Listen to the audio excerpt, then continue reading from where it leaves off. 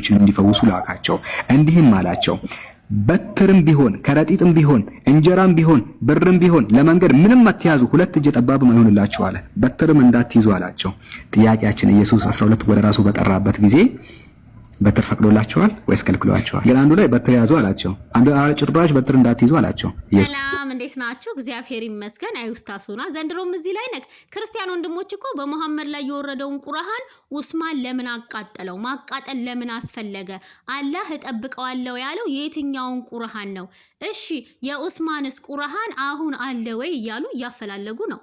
ለማንኛውም ጌታ ኢየሱስ ክርስቶስ ሐዋርያቱን ብትር አትያዙ ወይም ደግሞ ያዙ ያላቸው ምንድነው ካልክ በጣም ቀላል ነው። ምክንያቱም ማቴዎስ ወንጌል 10 ላይ ወይም ደግሞ ሉቃስ ወንጌል 9 ላይ ከር አይሁንላችሁ ያለው ምድራዊ ንግስናን ነው።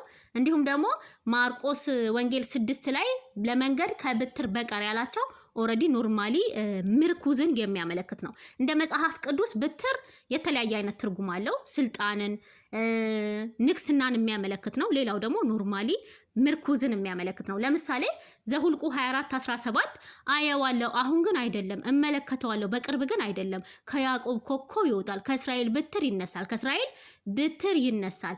ኢሳይያስ 11:1 ከእሴይ ግንድ ብትር ይወጣል፣ ከስሩም ቁጥቋጥ ያፈራል፣ ከእሴይ ግንድ ብትር ይወጣል። ያው ትንቢቱ ለጌታ ኢየሱስ እንደሆነ ግልጽ ነው። ግን ብትር የተለያየ አይነት ትርጉም እንዳለው እንድትረዳ ነው። ለምሳሌ ዘፍጥረት 30:37 ያዕቆብም ልብን፣ ለውዝ፣ ኤርሞን ከሚባሉ እንጨቶች እርጥብ ብትርን ወስዶ እርጥብ ብትርን ሚክያስ 7:14 በቀርሜሎስ መካከል ባለው ዱር ብቻቸውን የተቀመጡ ሰዎችን የርስትህን በጎች በብትርህ አግድ፣ በብትርህ አግድ።